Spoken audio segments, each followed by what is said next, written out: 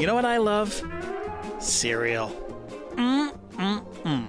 You know what I hate? Type 2 diabetes. That's why I avoid traditional cereals among other sugary foods. Oh, if only there was a way to enjoy cereal.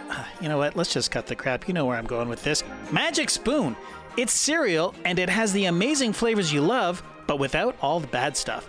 We're talking 0 grams of sugar, 13 to 14 grams of protein, and only 4 net grams of carbs, and it's only 140 calories per serving. It's keto-friendly, gluten-free, grain-free, soy-free, and low-carb. And listen to this. You can build your very own custom bundle of Magic Spoon cereal with flavors like cocoa, fruity, frosted, peanut butter, cookies and cream, maple waffle, blueberry, cinnamon, plus the newly reformulated honey nut flavor that will now be added to Magic Spoon's permanent collection because it's so delicious. Little note here. There's 1 gram of sugar in that one. Oh, the decadence, the honeyness, the nuttiness. It's still only 1 gram of sugar, whereas another brand of honey nut flavor is 12 grams. I won't say the name, but it rhymes with Beerios. When you get that custom bundle, be sure to use our promo code NODUNKS at checkout to save $5 off your order. And Magic Spoon is so confident in their product, it's backed with 100% happiness guarantee. So if you don't like it for any reason, they'll refund your money. No questions asked. Remember, get your next delicious bowl of guilt-free cereal at magicspoon.com/NoDunks and use the code NODUNKS to save $5 off. As always, thank you, Magic Spoon, for sponsoring this episode.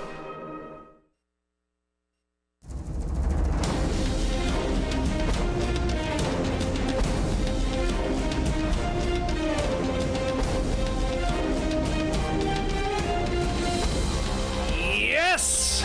Grab your torch and dip it into the sexy Mr. St. Jeff candle. No Buffs is back.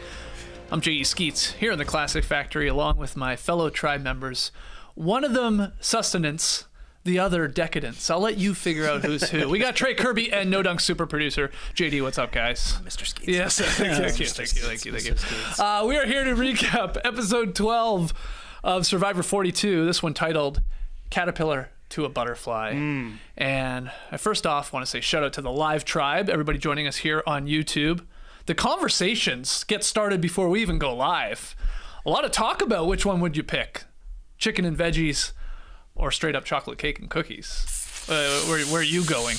I mean, I've got a sweet tooth, Skeets. Oh my Big time. But even that, when I saw Jeff making his pitch, I'm thinking, you gotta go sustenance. Like, it's gonna be terrible to have an empty stomach and just crushing sweets. Yeah. Even if you've eaten like 10 cookies in a row, and then you eat a 11th cookie, you get a little stomach sick. Yeah, but that's why they had to like beef up the reward, right? That's why he had to offer one more person. That's right. Because I think sustenance is the way to go. I think you're right. And if you guys are watching again live on YouTube or maybe watching later, hit the like button, subscribe to No Buffs. I know this season is wrapping up. That doesn't mean No Buffs is going to be done. You know, they might have some Survivor legends on. Hey, nice. Just to shoot the shit at some point during the off seasons. And we know Probst has confirmed, Mr. Jeff, I should say, has confirmed that Survivor 43 is coming in the fall. Nice. So you can lock that in. And if you're a podcast listener, we appreciate you as well. Leave your boys a 5-star rating and review. Help other Survivor fans find the show. Okay, well, JD, I mean, we have to address your t-shirt right away. Yeah. So get on camera. JD, for the listeners, is rocking the Omar emu. Not an ostrich. Not an ostrich. It's an emu. The bright orange, sort of scary-looking shirt. You said you were going to wear it either when he won this whole thing or when he left. And, and here he goes at the final 6. Yeah, this is why I don't get into sports, guys. It's too much. It's too much emotionally. You got so much skin in the game, and bummed. But what a run. Sure. And shout out to my man Omar. He was a great player, hugely entertaining to watch, and I hope this isn't the version of the shirt that he was wearing because it's kind of scratchy. I got this on Amazon. Oh, it's a little cheap.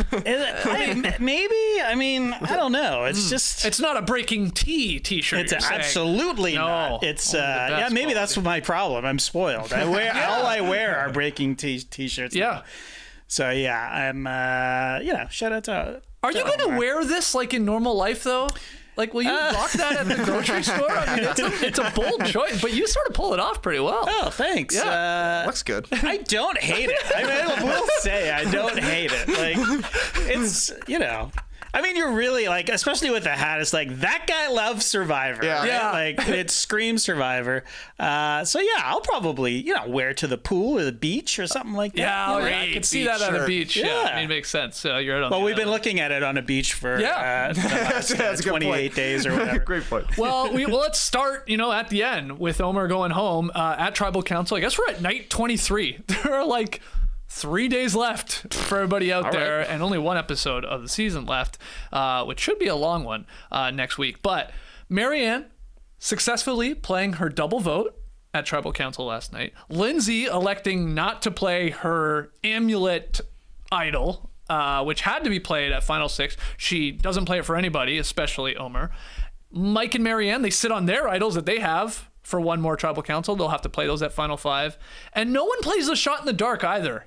I think is important to note because Probst brought that up. Final time you can do that. Marianne addressed it in talking to Probst at Tribal Council, but in the end, Omar goes home, sent to the jury with 3 votes. 2 of those from Marianne, of course, and Romeo, and then 2 votes for Jonathan, and then 2 votes for Romeo. So 3-2-2. So there's a lot to unpack here with decisions that were made. From Lindsay's side of things, from Marianne electing to go for Omar, and then trying to convince Mike and Jonathan. Like, a lot to unpack here. And then we also learn, I just want to make this even more convoluted, Trey. We learn in the exit interviews from Omar that he had an Idol Nullifier that we never saw on the show. He found it pre-merge with Jonathan at the water well, and it never came up in the show. Of course, he doesn't play it, so it doesn't need to. They should have told him not to say anything. I think it makes it too confusing. In these exit interviews? Yeah, I think they should have been like, we know you found it, man, but you just can't say anything about it because it's weird. Mm-hmm. It's weird that there is another advantage out there that somebody had that they could have used. Obviously, an idol didn't get played last night, but it had to factor into his thinking. It had to be conversations around camp. If he found it with Jonathan, clearly there was some sort of scene that happened. It's weird to me that this big piece of information just completely glossed over. Yeah, and Omar says, JD, in addition to him having this Idol Nullifier, that it was a part of his demise because of like Jonathan knowing and then who Omar told, and then lying that he didn't tell anyone, and it sort of blew up in his face. He says that was just as much of a reason him going home last night as the Drea blind side, which what we're told on the show was why everybody was actually targeted. Right, exactly. I mean, somebody in the live tribe was asking if I'm going to eat my words. Maybe I will eat my words a little bit about saying that Drea's move at the very end didn't blow up Omar's game a little bit. Mm-hmm. But there's also this factor that we were not privy to. And so what is real anymore in this game? You know what I mean? Right. I will say watching I didn't know this until Trey brought it up 10 minutes ago here in the Classic Factory. Last night's episode felt off for Omar especially. He's just been sort of there the whole time.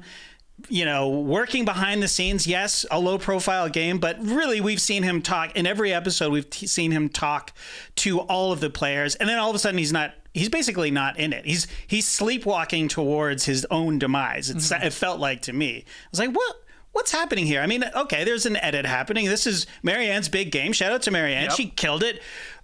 An awesome decision to get rid of Omar because I think that she's right. I think she would have beaten her in the end. But, it was a great move. And she had the extra vote.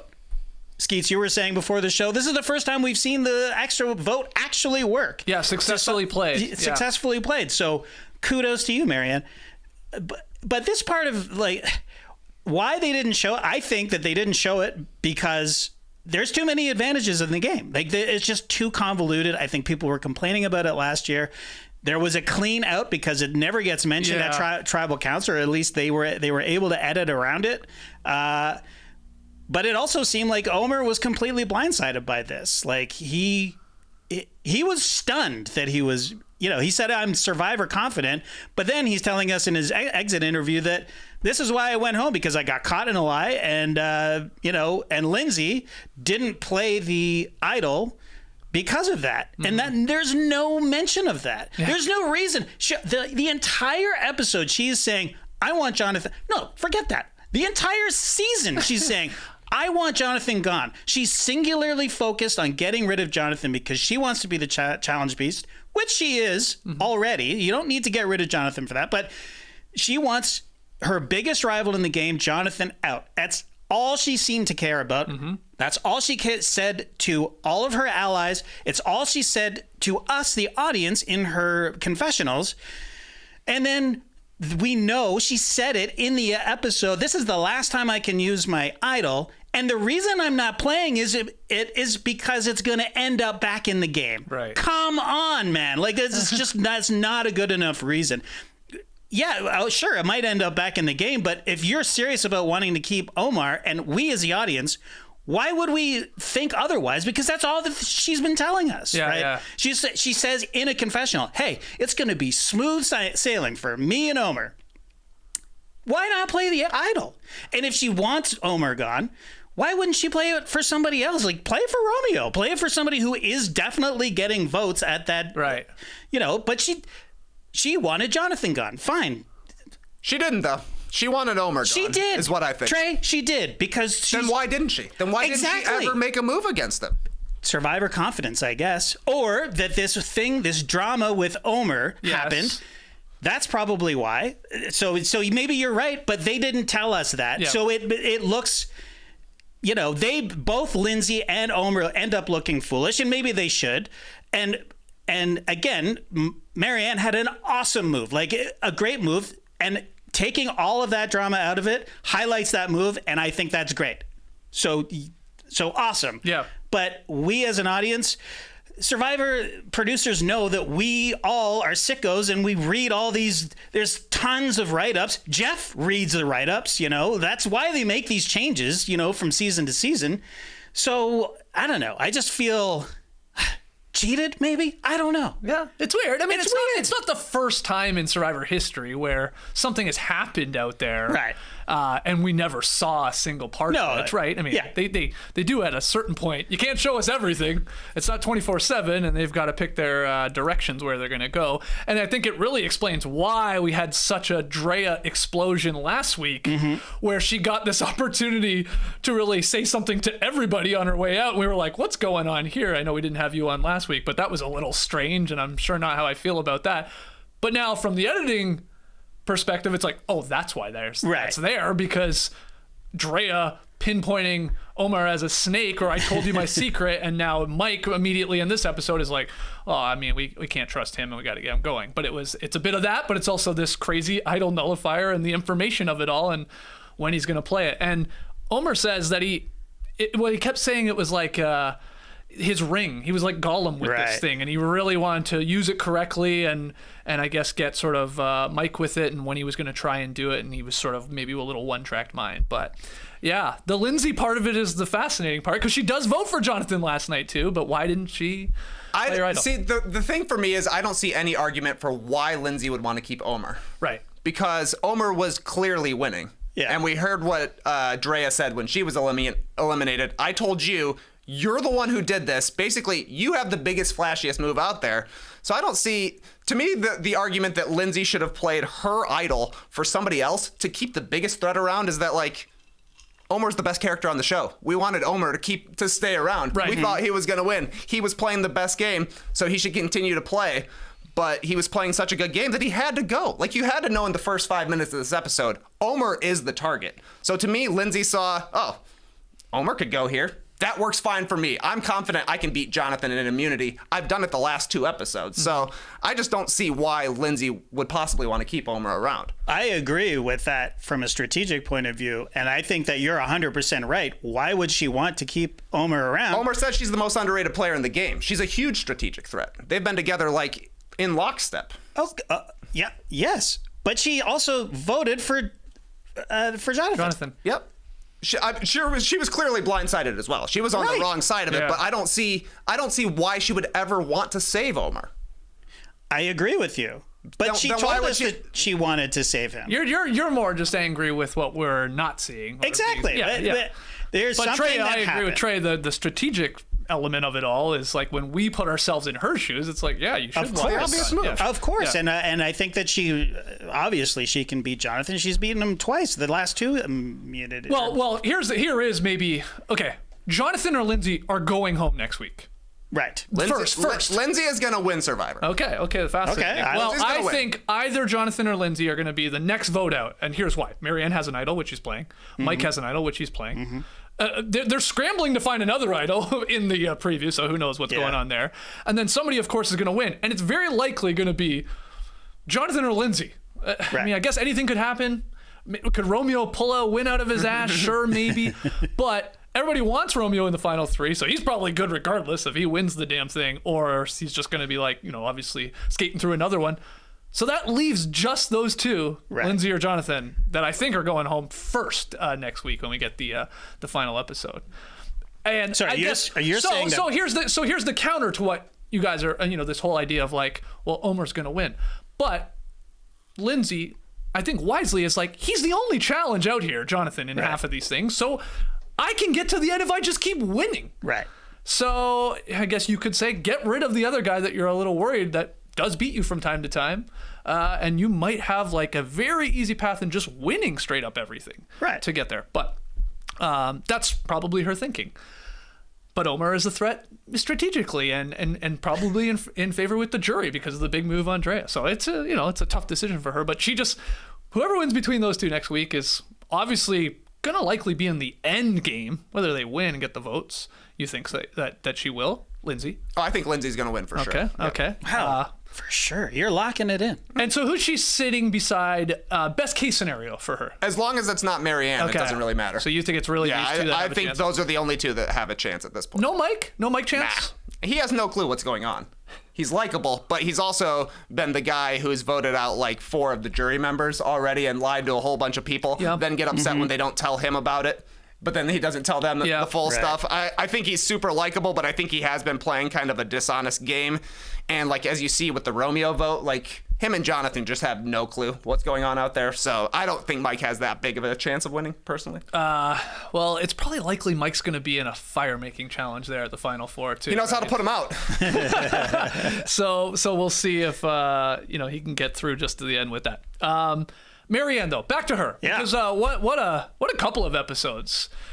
She's telling us like they're overlooking me here. They don't realize my strategic chops, and she kept this extra vote fairly secretive. I love that she didn't tell Mike last night about the idol she does have. Yeah. And at least from what we've seen, she hasn't told anybody about that, which amazing. Good job. But she successfully plays this extra vote with Romeo, which she perfectly plays with. And again, everybody should want him there. And what a move to get out Omar. And now, this is the funny part is now, though she's good because she has an idol, so she's probably through to at least one more tribal council. But like, what Omar did to Drea, and everybody's like, whoa, that was a hell of a move. Is that possibly going to happen to Marianne now, where everybody goes, whoa, that was a hell of a move with the extra vote and the 3-2-2, and then they all get never make a move. Probst is always saying big move, big move, big move. Don't do it because then you're a target.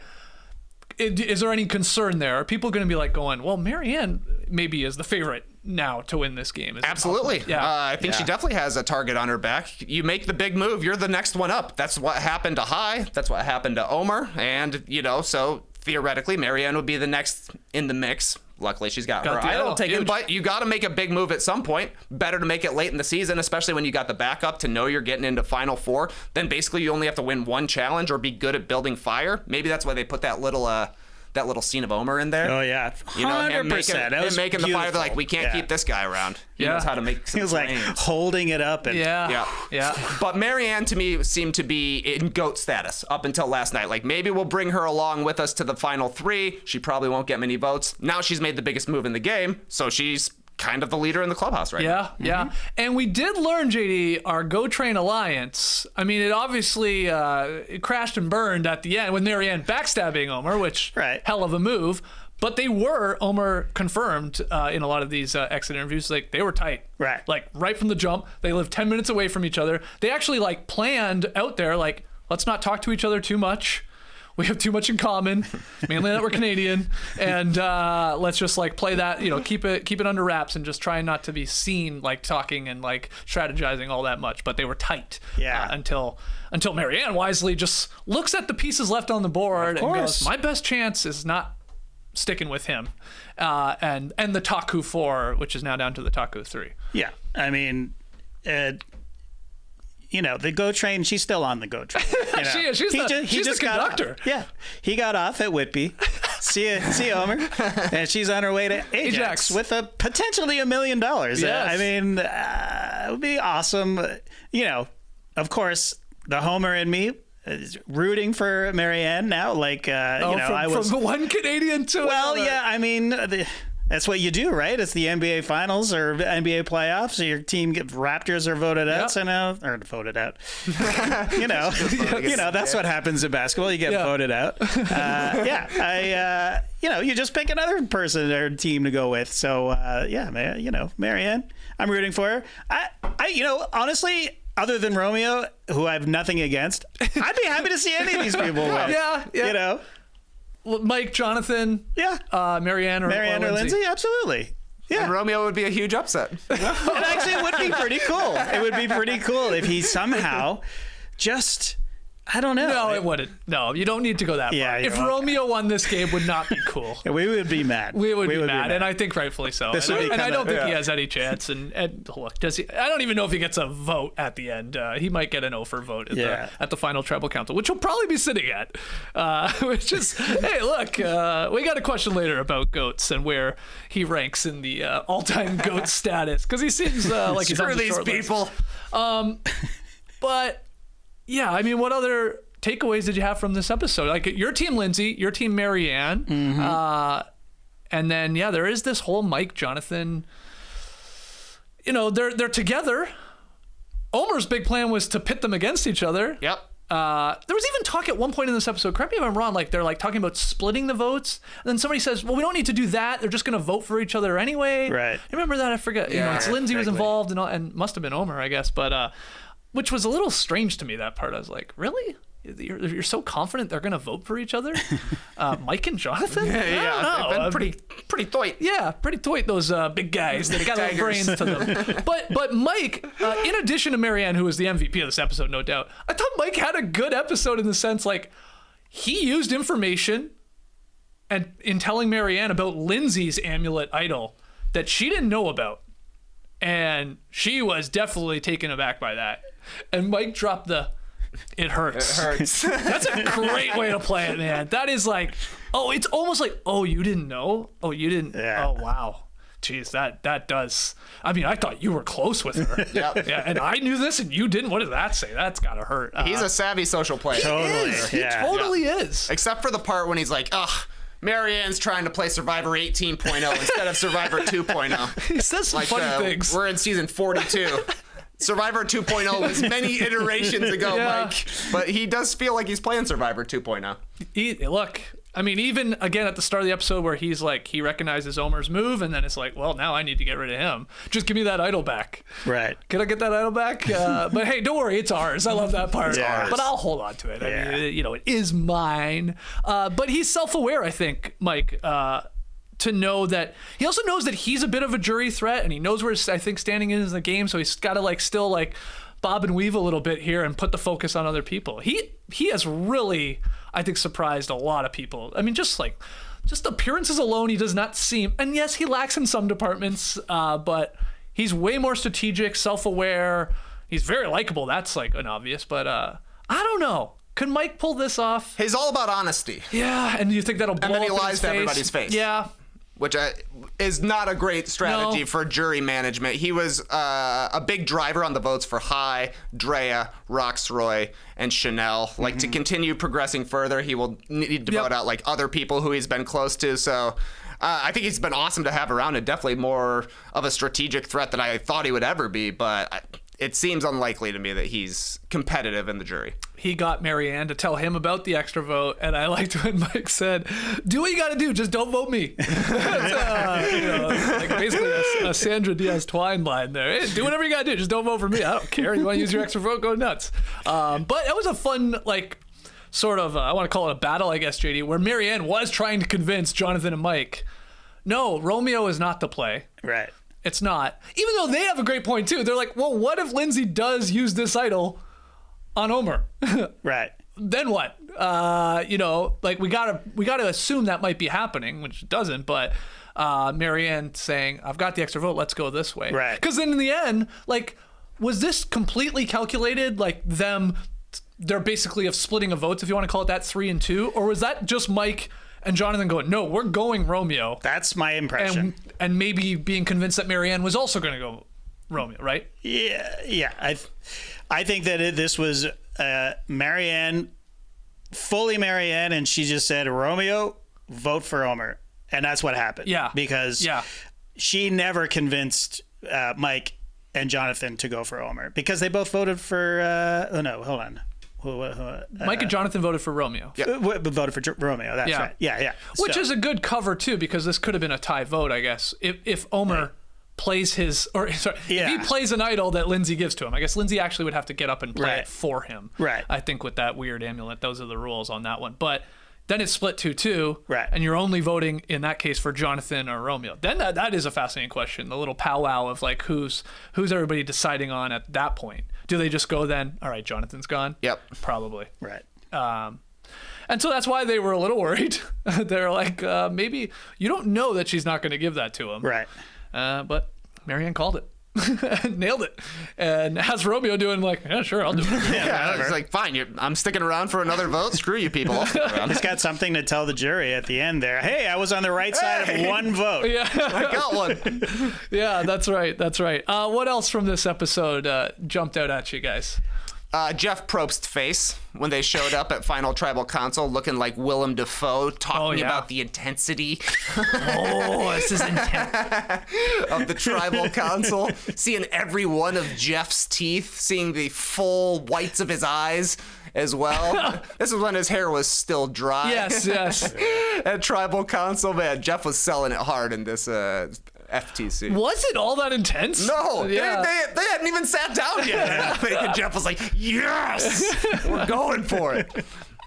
JD, what about you? Anything else from this one? Yeah, I enjoyed this episode, other than the off feeling. There were a couple of the Omar making fire and Marianne talking about how I need to get rid of this guy because he could beat me.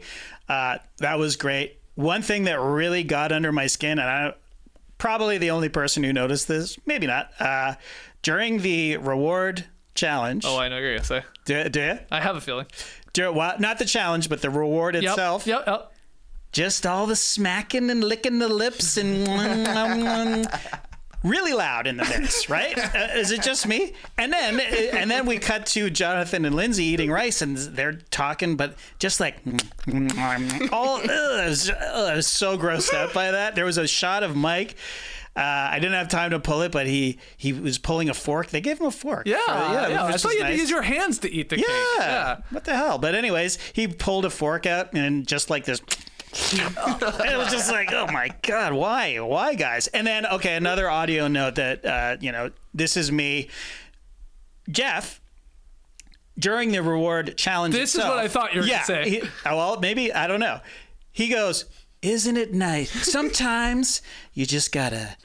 No, it's this. Sometimes it's fun to just listen to the sounds of the challenge. That's right. That's what I thought you were That's right. Okay, I agree, Jeff. Turn the music off. It's on. Then you have the doop doop doop. Bring out the pizzicato. Have the confidence, guys. Go, Jeff, and all you producers. go watch the Great British Bake Off, because now I'm gonna sound like I'm contradicting myself, but when they taste whatever they're tasting, like silent, like there's no music. It's just them.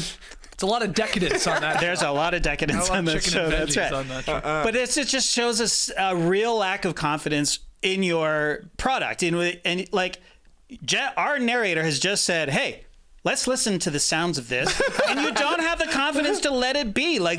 Because it does sound cool. I was enjoying this. Does it? Yes. What sounded cool in that challenge?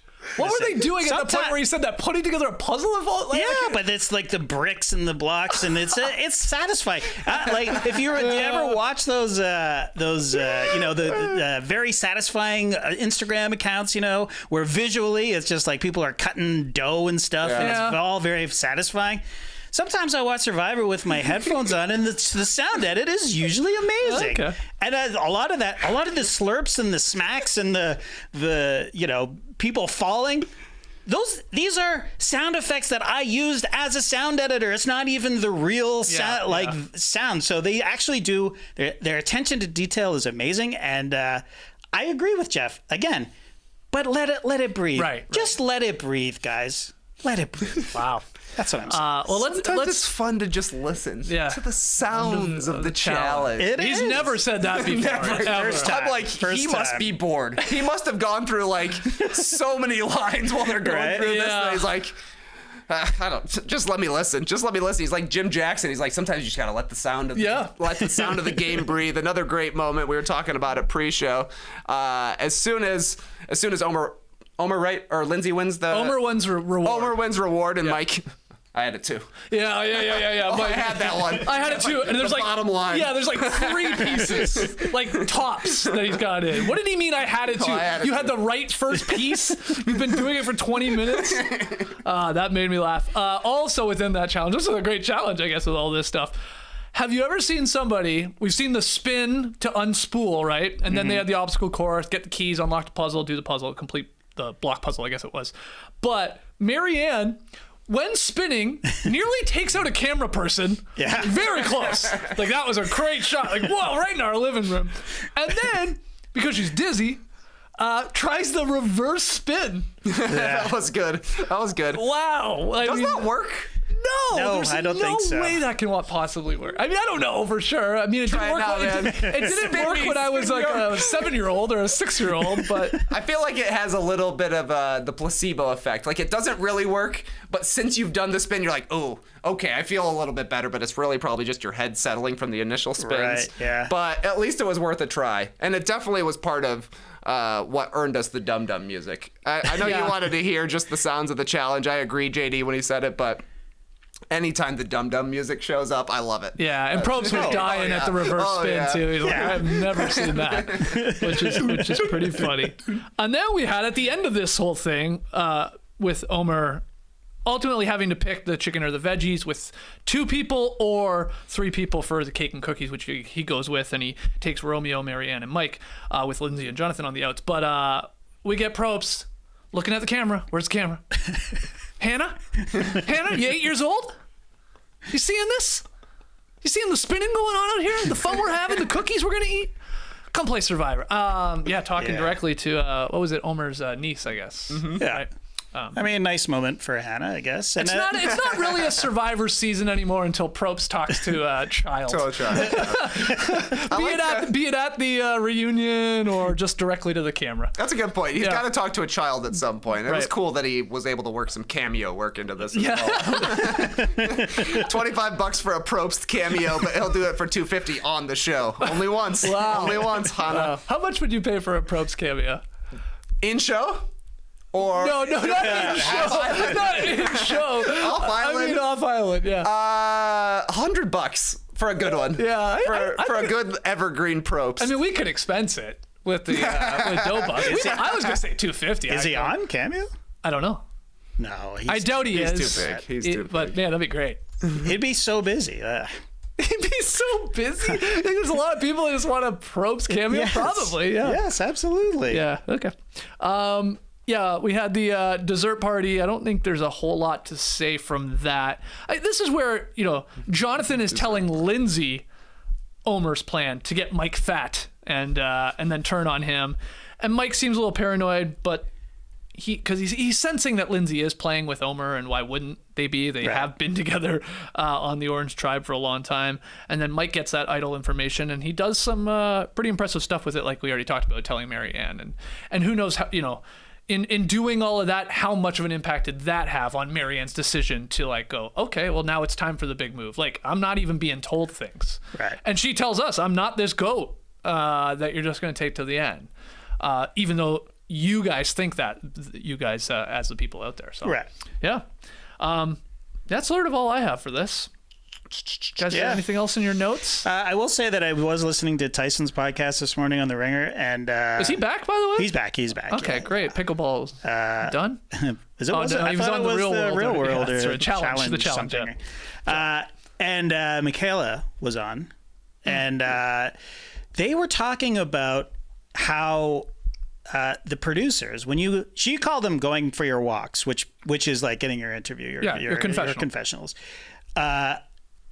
A little bit of insight into, if you think you're solid in the game, if you have a plan, a strategy, they'll put you in your confessional, and the producers will ask you, hey, you sure you should be telling Omer or whoever? Second guessing everything that you've done in the game. So there's that factor of the game as well. And then you go back into the game and go, shit, I got to double check all of the stuff that I just did. Right. Yeah. I never thought of that. I never thought of just how manipulative the producers can be. I mean, I know they're manipulative, obviously. I mean, we didn't know about an entire advantage for the entire season. Yeah. But, just the way they can just mess with the game, with somebody's game, just to amp up the drama. It's just so stressful, Oh my God! You think you got it all figured out? You got everything lined up, and then you got a producer saying, "Are you sure?" Yeah, exactly. Were you sure that was a good idea? Tell so and so about so and so. And you're like, oh damn, I don't know. Why are you asking me that? You talk to him. Yeah. You tell me. Yeah. And she also mentioned another hack for the game, in that if you go for a walk with the producers, they all love that they call it that. Go for a walk, right? And then you come back. And then they ask you to go for another walk in the same day. Ooh. Something's changed. Oh, they got to get wow.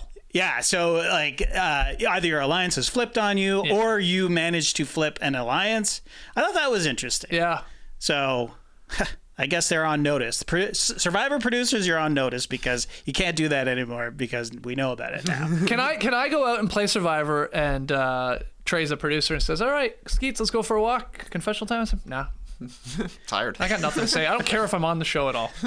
Because everybody says, and Omar, again, in an exit interview said, Marianne, I guess she got constipated around a week or so to go, a couple days before this, and she wasn't leaving camp all that much, and appeared to him not to be strategizing with anyone else, which maybe made him feel a little more comfortable that they were good. But he says she was doing all of that as soon as he went to confessional.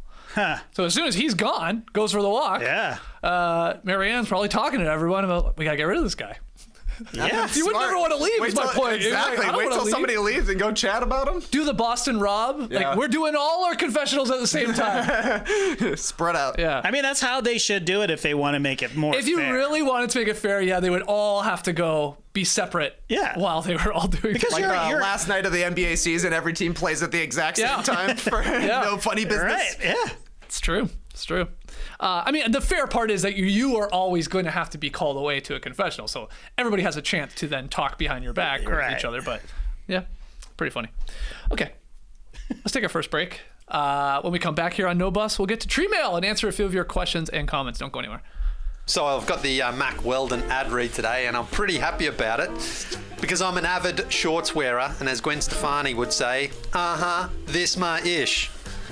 Anyway, they sent us some gear a few weeks ago, and boy, did I have fun picking it out, because Mac Weldon has just a gorgeous collection of stylish fits, from polo shirts and t-shirts to swimwear, underwear, even no-show socks. But of course, my favorite is the shorts. And today, JD, thank you. Perfect. Didn't even pre-plan that. I'm rocking my gorgeous Maverick. Wow. It's the hot I guess you got to take that. Yeah, Maverick Tech Chino shorts. Great fit. Love the style. And look at this color. It is simply gorgeous. What is that? A salmon? Yeah. A coral? A pink? Yeah, no, I wouldn't say pink. I would say more salmony, rich salmon. More stained. I'd say Rich salmon. stained. Yeah. Won the Kentucky Derby, right? No, that's rich stripe.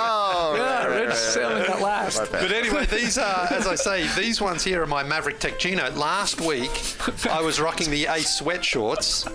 So you could say I've been crisscrossing my shorts, which means you can call me the D-A-double-D-Y-M-A-C-K Weldon. I'm going deep in the lyrical bag. I'm trying it anyway. We'll see what happens. Return to the Mac Weldon. I would never return these Mac Weldons because they're so comfortable. Oh, bars. Mac Weldon, also, away from my shorts, I mean premium polos that easily elevate your plans with fabric technology they've built in to keep you comfortable as the temperature rises, which down here in Atlanta right now, you step outside and you're Patrick Ewing in the playoffs right now, just dripping in sweat. Their lightweight Silver Peak polo and new super soft Prima t-shirt polo are also just perfect for this type of weather when you're outside with friends and family or whatever. And you don't just have to wear your Mac Weldons to the beach. You can also swim in them because they have some cool looking board shorts and swim trunks. Didn't get a pair of those myself, but they look great on the models on the website there. Check out Mac Weldon for yourself and save 20% off on your first order. Visit macweldon.com/nodunks and enter promo code nodunks. Again, that's macweldon.com/nodunks and enter promo code nodunks for 20% off. Stock up on the warm weather essentials you've been missing. Brace yourself for an existential question. Has your butt been having enough fun lately? Excuse me? Lee? Yeah, I would say so. Yeah. Yeah? I mean, you picked out those shorts. That's exactly. Yeah. Yeah, that was very exciting. You went sliding recently. I know you went chest, but you know, butt involved as well. Well, if you out there, if your butt hasn't been having enough fun lately, then it's time to start using SeatGeek. SeatGeek is so beloved by butts everywhere that they've made it the highest rated ticketing app according to Booty Trends magazine. Oh, wow. You guys subscribe, right? Yeah. Long time subscriber. Yeah, I mean, how else are you going to keep up to date with what butts think is the best ticketing app? Because right now it's SeatGeek. Yes, sir. Whether it's concerts, baseball, basketball, football, festivals, or anything else, SeatGeek puts tickets from all over the web in one place to make buying simple. Then they rate every ticket from 0 to 10 to make sure you're getting a good deal. Green is Good.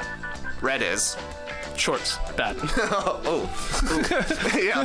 Sorry about your shorts. I think they're green good. But if these were a deal on SeatGeek, they would be a red bad. Anyways, right now you can get $20 off your first purchase with promo code NODUNKS at SeatGeek.com or on the SeatGeek app. That's promo code NODUNKS for $20 off your first SeatGeek order. SeatGeek. Get your seat in the seat and download the app today. Okay, back with No Buffs. A couple great things happening during the commercial break. One, Jeff Probst, we confirmed, was on Cameo. He was doing cameos, and Trey and I were just watching them all. Hey, what's up, Ryan? It's Probst from Survivor. Yeah. Hey, what's up, Carl? Probst, straight up Probst. It's Jeff from Survivor. Yeah, he was changing it every one. Oh, okay. He had bad framing, too. A lot of headspace, JD, in some of these old cameos, but he's not available now. It looked like he turned it off. Yeah, I set my notifications, though. So Did you? The first time he's available, we'll be on him. Okay, so there was that. We were watching that. Then we were talking in the last segment about... I think I would just refuse to go do confessionals, right? I don't want to leave camp. I don't want you guys talking about me. Yeah. Min Power in the live tribe here said, quote, "Give me the Heather edit. I'm not leaving this camp." Yeah, that would be me. And then finally, I teased this, and I'm really sort of jumping ahead because it's next week's final episode, but we saw them searching for what we thought is an idol, right? Mm-hmm. But Zach, who is a Survivor diehard, who sends in literally 10 or 11 just banger questions, and we're going to get to Tremail in a second. But he said in season 41, the search at 5 was for an advantage in the immunity challenge. Right. I had forgotten about that. So that's probably what they're looking for, scrambling around in the jungle to find. And then he's asking, what would the advantage have to be for someone other than Jonathan or Lindsay to beat them? Right. And who really knows, because we don't know the actual challenge. So maybe that is what they're What was it last getting time? out there. Oh boy, don't. Yeah, Like, was less it? knots or something like that? Yeah, it was somebody. Erica got it right, Oh, and yeah. she got to go past like to the next stage Like- of whatever the massive Yeah, challenge yeah. was. So it's probably similar to that. Yeah. I would say. So great stuff. And we did have a poll, right? Decadence or sustenance. Oh, we do, yeah, And yeah. looks like sustenance, chicken and veggies, running away with it, 80%. But what if you could take one extra friend Oh, I with you? know. to eat That is true. delicious- That's a nice wrinkle there from That was smart. Yeah, Probst. totally. Okay, let's get to tree mail.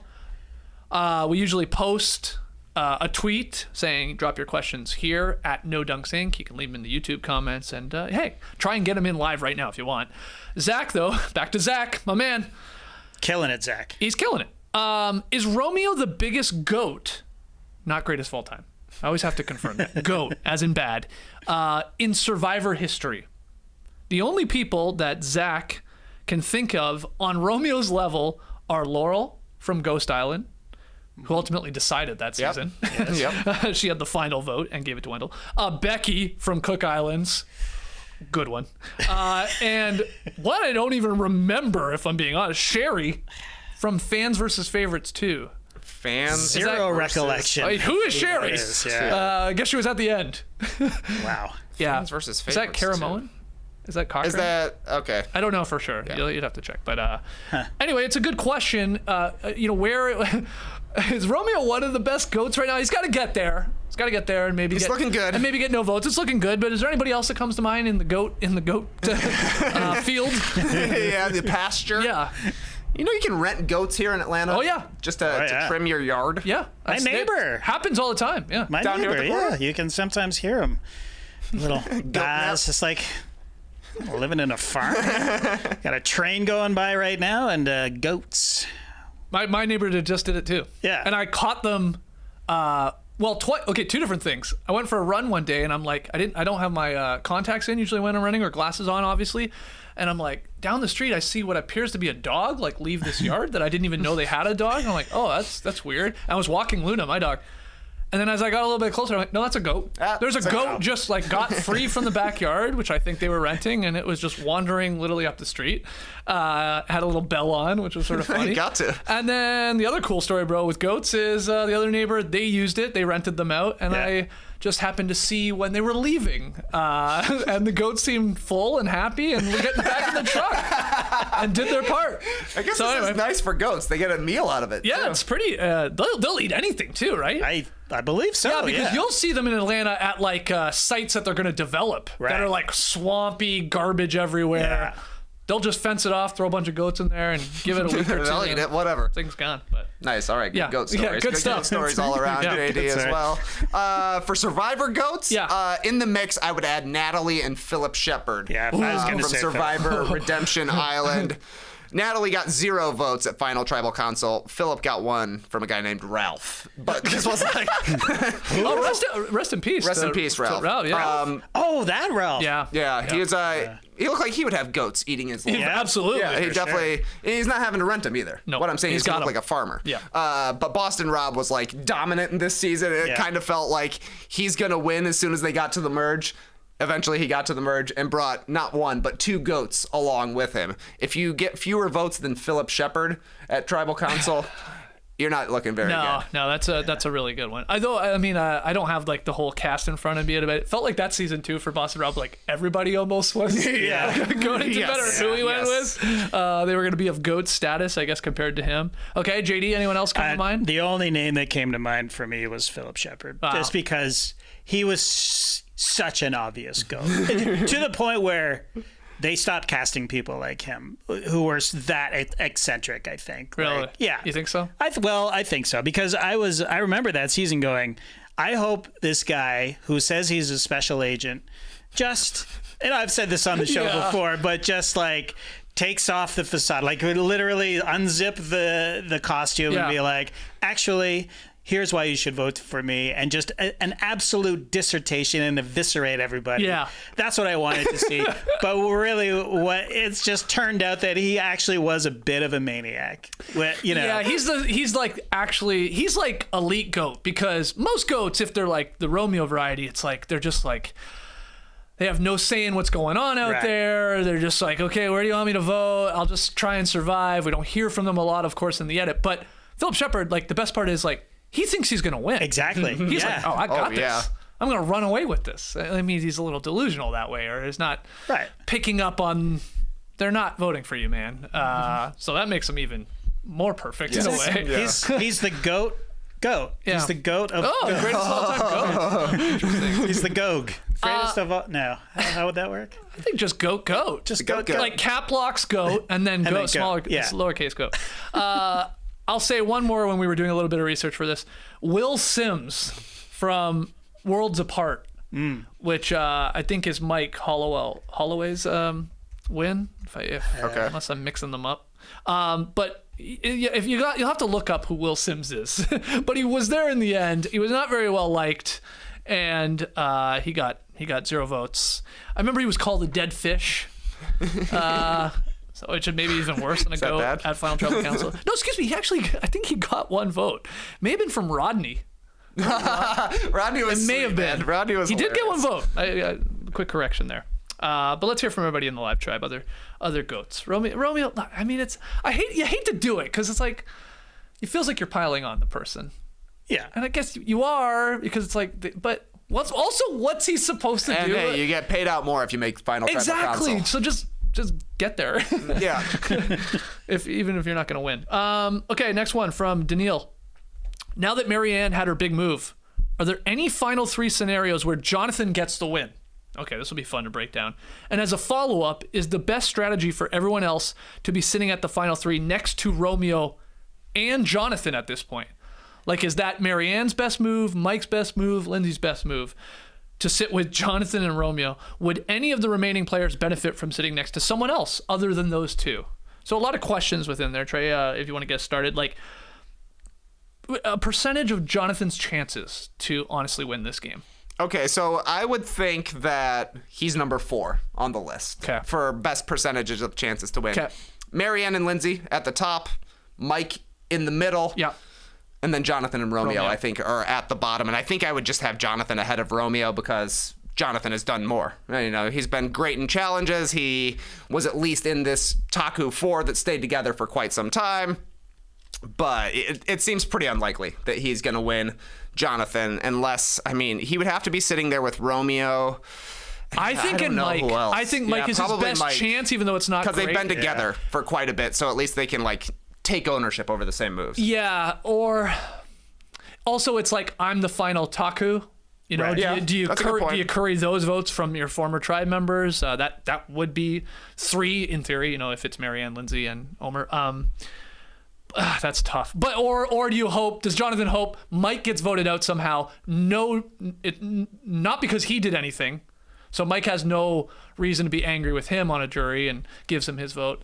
It's slim chances, I think, is what we're getting at here for Jonathan. But it's either Mike and Romeo, or maybe Lindsay and Romeo. Like, can you squint, JD, and see a Jonathan win with Lindsay and Romeo there? And just like the idea, like, we were the best challenge beasts. Right. You know, we went head to head, and our resumes, quote unquote resumes, are equal, even though Lindsay's is better. I don't know how you would get that across the jury, but what do you think? If I squint, maybe. I mean, if you squint, is that a dog ahead, or is that a goat? Or a dog? Hold on, is that a goat? Yeah, I mean, now that we're hearing, because I believe I haven't read anything, but just hearing you guys discuss Omar and saying that it was awkward at Ponderosa, and not the, hey, we're all buddy, we're all playing a game. It's all intense until we go play, until we get voted out, and then it's like we're high fives around, great game. It's not like that. So I don't know whose feelings are hurt. He wasn't specific about that. And you know, I disagree with Trey in that I don't think that Lindsay is is other than getting Jonathan out, I don't think she's a strategic player necessarily. I think she really likes being a challenge beast. I think she wants to be known for that, and I think she is known for that and should be known for that.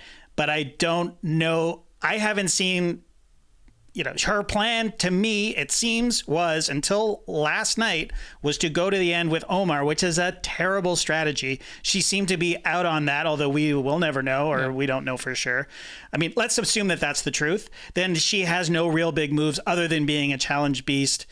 And neither does Jonathan, really, but... but she over Jonathan has the social game. She seems way more likable to everybody. Totally, yeah. So I think she does win in a Jonathan, Romeo, and her type of thing. Yeah. You asked me to squint, yeah, so I squint. I'm squinting, but I don't think he has a chance, really. And then what about Mike? What's Mike's best final three? Okay, it's Romeo, and then who's the other person for Mike?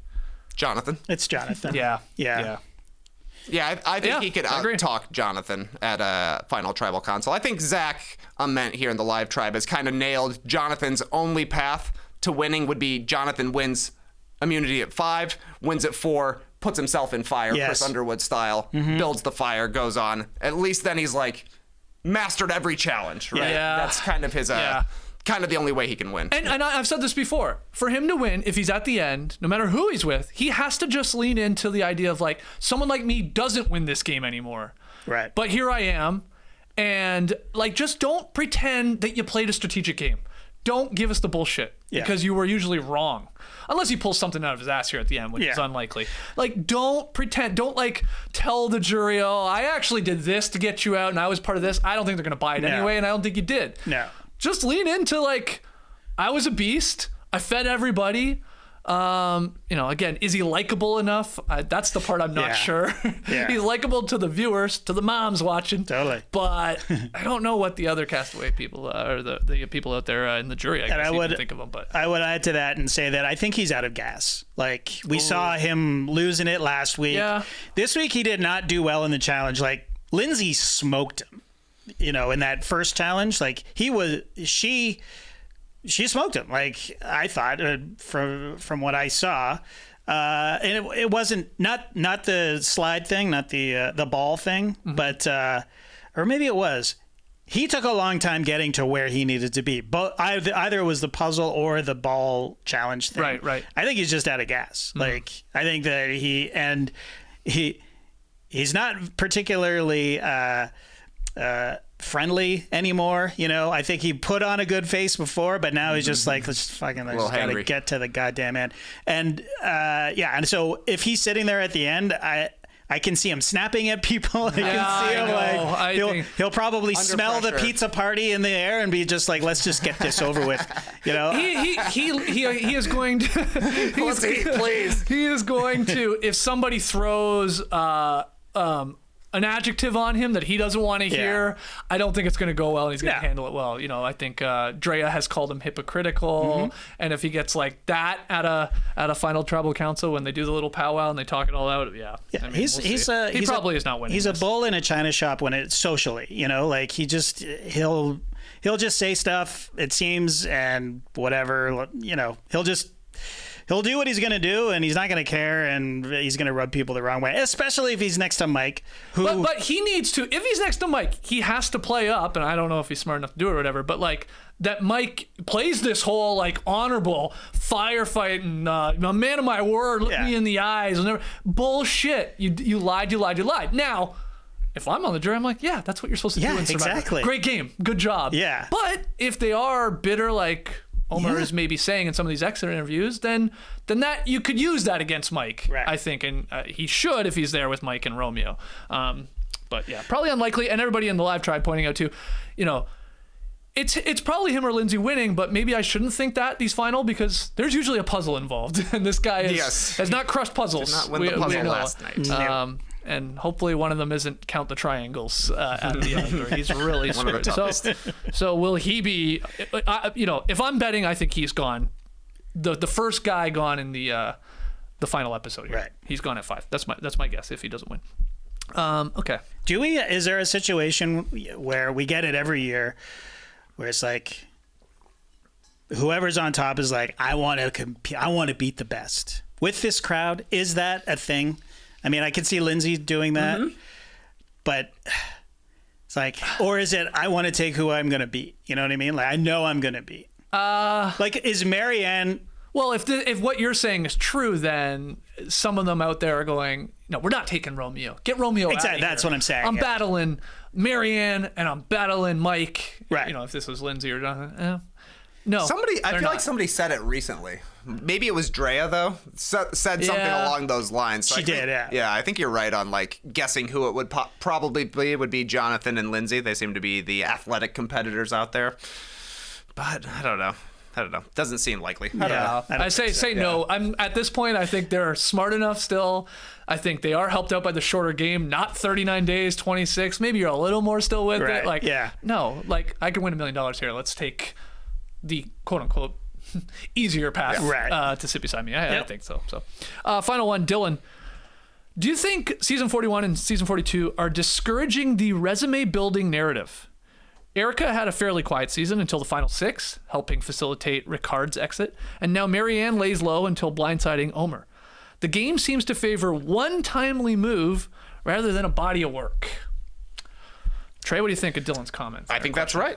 Yeah. I think it's all about timing because we saw in season 41, like, Shan dominated the pre-merge game, and then as soon as she got to post-merge, she was a target, and taking her out was what put a target on Ricard's back, and he was eventually eliminated as well. Like, as soon as you become a threat, that's who you're looking for. So I think Fishback says it quite a bit on the podcast. You want to have the last plan. Like, right. you don't want to necessarily have the best plan, but you want to have the last plan before they go to tribal council. And it's kind of similar with the way they're playing right now. You want to do the last big move, so there's not that much time left for somebody to get you with a big move. Yeah. So it's like 6 is a pretty good time. Final 5 is probably the perfect time to do it, because after that, you're just in chill mode. You're like, I got to win the challenge or I got to make a fire. Yeah. So, I mean, I kind of prefer the big moves era where it's like something flashy every time. This season to me has seemed kind of like a very predictable boot order, which I think, maybe just all of the different advantages being thrown into the mix that everybody's a little nervous to kind of go outside of the straightforward path. I don't know what it is, but it definitely feels like, unless you're Tony Vlachos, you should play it straightforward until the very end when you know the one person you need to take out. Yeah, I guess the only other path is to do what Omar appeared to be doing, make all the big moves, but nobody knows you're pulling all the strings. Yeah. That can backfire, though, too, because then you got to get there and say, I was pulling the strings, and people are going to be like, were you really? Mm-hmm. Or they say, wow, okay, nice. Way to break it down. I could see that now. And the reason you were like lying in the shadows and doing it that way, because you didn't want to be seen as a threat. But it depends. It totally depends on the tribe that you're playing with as well. Because if they don't take kindly to being backstabbed and blindsided, then forget about your resume. Yeah. Lay low, do a big move. Get out the person like Marianne did, who basically orchestrated all the bad stuff that happened to everybody without them knowing, and then that's what you have to do.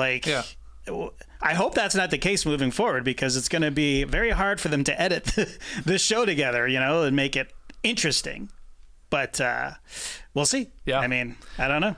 And the whole thing with like the jury bidder, the not jury bidder, it's like they do have this, like, I guess it's somewhat new. It's been around for a little bit now, but the group talk. Group talk. Not the you get to ask a question, then I get to ask a question, then JD gets to ask a question, you get that one-on-one grill. It's this free-flowing conversation where Probst sort of breaks it into chapters, but it's really like, let's talk about it. And I think it's great. I think it's worked really well. I agree. I think it worked good on TV. But, groupthink, I think, can come into play with it, too. There can be. I think I'm more pro than con against it. I'm definitely more pro that format, because there have been Survivor final tribal councils that have been absolutely excruciating. Yeah, that's true. Just like tedious. I've said before that I like the formality of tribal council in a way, right? Mm-hmm. I like that there hasn't been a ton of live tribals this year. In fact, has there been any? Has there only been one? Maybe a live tribal this year? Yeah. I mean, I do. There was one with the split merge tribes for sure. Right, yeah. But I think that was it. It wasn't like, but 41 was like, people standing up every single time. And it was just like, I can't hear. I don't know what's going on, and this is interesting. It's kind of fun when it happens once in a while, but when it's every time, yeah. And I like this sort of, maybe it's the Canadian in me. I like the parliamentary system where you talk to the speaker. I'm not talking to I'm talking to Jeff, Mr. Speaker. I'm annoyed with Omar because he did this to me. Let me chime in, Mr. Speaker, Mr. Jeff. I like that part of it. So the point about the groupthink is well taken. I think for the final tribal council, just to stand up and, I think it's fine there. But all this to say, we'll see. I don't know. Yeah, I like it too, because what was happening too is you had these bitter jury people, these people that were just there for fame even. They just wanted to use like their little window to say whatever the hell they wanted, try and make a big statement that would make them go viral. And it's like, it's tough then for the show to edit around those, because you need every single jury member to ask a question or get some sort of like back and forth. But I'm sure they just got tired of like player X on the jury just like basically wasting everybody's time. Why did you vote out specifically me? Right. And it's like, this is better. This is better. And I think it makes it a lot easier for them to edit around too. It's like, well, we just won't use that. We don't even need to put that in. We don't need to hear from everybody, I guess, what we're getting at. But. And it makes it, there's still groveling, but less groveling. Yeah. You know what I mean? Yeah, definitely. Which is uncomfortable. What is fun about it is I like when, like, if JD was on the final tribal council, you're the final three, and Trey and I are on the jury, and Trey makes a point pro JD, well, I can stand up and go, well, no, I disagree with that, and look at it from this side of things. And it's those people you voted out are now having to do some of the dirty work for you if you've played the game correctly. Right. Yeah, which is pretty crazy when you think about it. Okay. Great questions. Loving the live tribe comments. We'll take one final break. And when we come back, we got to make our final predictions for this. We're down to the final five, so we'll lock in who's going to win this thing now, and we'll do the next time on Survivor look ahead. So don't go anywhere. Our good friend, John, getting married in Chicago in about a month. Fortunately, I'm not going to be able to make it to the wedding. I have a damn marathon to run in Washington State on the same weekend he's getting married. Just brutal timing. I booked this marathon months in advance, and then we learned about the wedding. It sucks. But as a sign of solidarity, to be there in spirit, so to speak, I'm considering running my 26.2 miles in a suit. And if I go through with this, I'm getting a suit from Indochino. From weddings to work functions to marathons, maybe. It's always the right time to dress to impress, especially in clothes that fit you perfectly. Indochino makes high-quality, custom-fitted suits, shirts, and casual wear, all at a surprisingly affordable price. Casual wear, maybe that would work better for a marathon than a suit. Wouldn't be as cool looking in the photos, that's for sure. You got to travel to Washington State with a suit, though. Who likes that? God, yeah, Nobody that's a good likes point. that. At Indochino, you can customize everything from suits and shirts to chinos and bomber jackets. I'm running that at prices more affordable than you might expect. I recently bought an Indochino dress shirt. Fit was perfect. Every piece made to your exact measurements, and you can customize every detail. I shopped online, thought the user face super intuitive. Choose everything about your suit, including the fabric, lapel, monogram, statement linings, whatever you want. Create a suit that fits you and your style perfectly. And the best part, Indochino suits start from just $429, and shirts from as low as $79. That's it. This season, dress to impress on every occasion with Indochino. Get $50 off any purchase of $3.99 or more by using our promo code NODUNKS at Indochino.com. That's $50 off a purchase of $3.99 or more at INDOCHINO.com. Promo code NODUNKS. I believe you could do it. I think you could run in a suit. You want to swerve?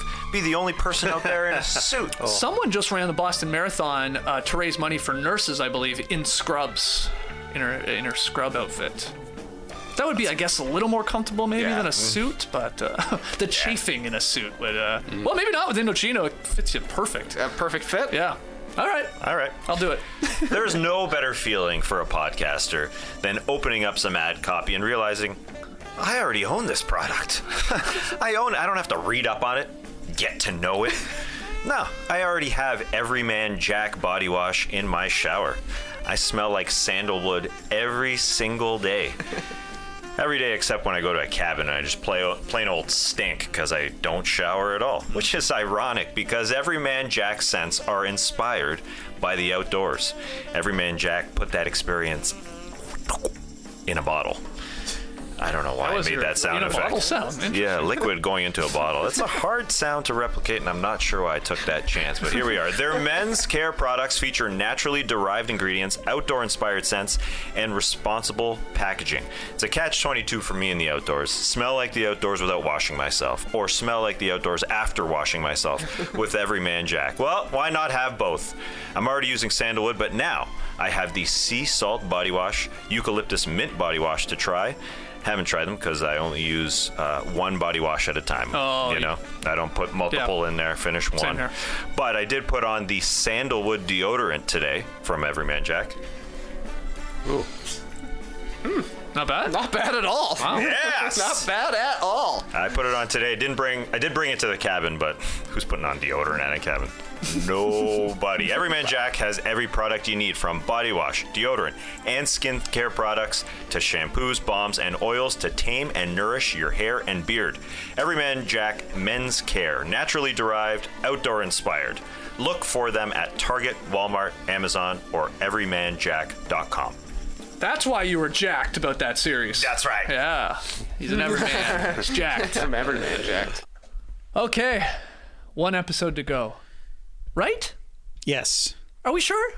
I say that because I didn't think I wasn't as, I wasn't hyped with the next time on Survivor as much as I usually am for the final episode. Because you were so sad about Omar. No, I wasn't. I feel like I'm convinced they usually do and it's down to the final 5. Yeah. Anyone can win. The big man, Jonathan. Fireman.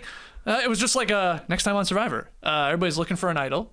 Probably, as Zach pointed out, probably an advantage in the one of the final challenges. Romeo makes a fake idol, shows that off. Why exactly?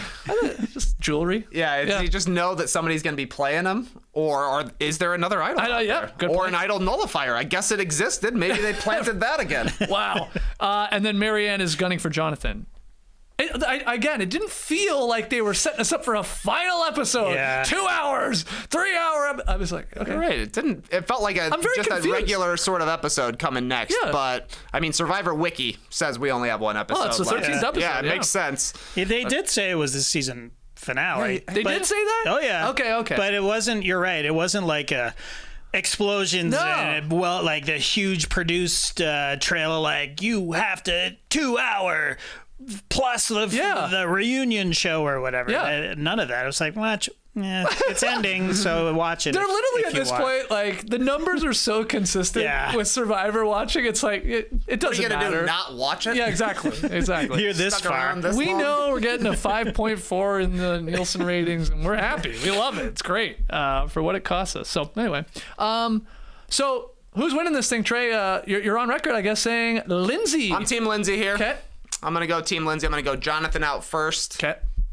I'll go Marianne out second. Oh, okay. Yeah. Okay. So to help her Yeah, chances. yeah. So you're looking at a Lindsay, Romeo, Mike. final 3, and then Wow. Lindsay get. Ooh, so Mike would get some votes there, but I think so. Yeah. I think he would. Okay. JD, what do you think? Well, I'm rooting for Marianne, homer Okay. pick. Yeah. So She could definitely win this. I think so too. So put me down for Marianne. Okay. I'm predicting Marianne, and I think it's going to be her at the end. It's going to be her, Romeo, and Jonathan. Ooh, I like that. I do like that. But I got to switch it up. Yeah. So I guess there's no way I can make a case. Romeo's going to win this game, and we already talked it through, and I don't think we really got to Jonathan winning this game, the path. So I guess that leaves Mike with those two guys. Yeah. Keeping that little bond with Jonathan, Romeo being the third, and Mike takes it home. I guess if it was those three, Mike would get a lot of the votes, I would think. Maybe 1 or 2 here for Jonathan or Romeo. So, all right, I'll take Mike. I don't feel confident about it, but Did I pick Mike to win at the beginning of this season? I feel like I might have. I had Omar for sure, and then you at one point were like, Omar is winning this game. I did, yeah. I'm buying the T-shirt. He bought the T-shirt. I can't remember. I can't remember either. Did you have Lindsay? No. I had Jenny. Oh, Jenny went yes. out episode 2. Yes. Yeah. And JD will have to check the podcast to see who you officially Run that had. You think you had Mike? Really? I don't know, actually. I just remember you liking I remember Mike. Yeah, you liking him liked a Mike lot, early. but Yep.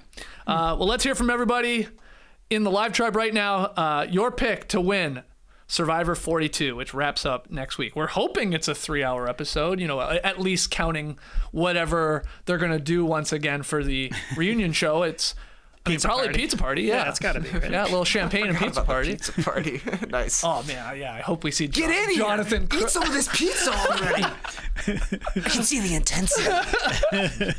Yeah, it's like, oh, yeah. Jeff will be more intense about them eating pizza. Eat your pizza. Is it good? Do you like it? Do you like it? Hi, we got you a veggie pizza. Do you like it? You'll notice this photo is very grainy. Yeah, why? Why is it? Does look like you. I couldn't take a screenshot, man. I couldn't take a screenshot on my phone or on my computer, so I had to go actual phone to television to get this Jeff Probst. Had to have it though. It does look like a photo from like the 80s, like that you got processed at like found it in a basement, a CVS or something. Yeah, it looks like it's got some mildew growing on the film. That's a great pick. Yeah. Great pick there, Mr. Jeff. So we'll be back next week. We'll have to figure out when we're doing it. I mean, that's a lot of Survivor to get in during the NBA playoffs. I mean, what games are we going to be talking about? By then? I guess some series could be close to over. That's least, true. Right? In fact, I don't know. Yeah, would we want like a Warriors sweep to open up a Wednesday night or something like that? To be able to watch on Survivor? I don't know. Anyway, we'll be watching it. Don't you worry. And we'll be doing a final No Buffs episode, breaking it all down. Probably set the record for how long one of these will go doing that whole show. But join us then on No Buffs. Okay, I guess we're rooting for a Miami Heat sweep. At this Heat point. Yeah. Wow. Yeah, Game 5 is supposed to be next Wednesday night. Game 5, Heat Celtics. So, okay, if they sweep, we're going to have an open Wednesday. That's right. Let's focus on Survivor. Hey, if that's the case, maybe we do a live post-Survivor episode. Yeah. Guys, thank you so much for joining us live here on No Buffs. Take a second, like the video, subscribe to No Buffs. If you're listening to the podcast, leave your boys a 5-star rating and review. And again, we'll see you next week for the finale of Survivor 42. Very, very excited. Until then, Mr. Jeff says goodnight. Try this book.